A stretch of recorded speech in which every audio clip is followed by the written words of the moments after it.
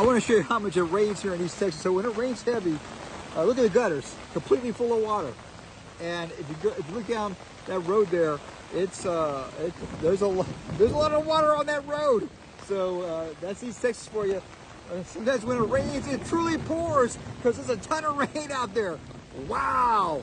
Repeat that and subscribe. Does it rain this much in your area? Let me know in the comments. That's a lot of water.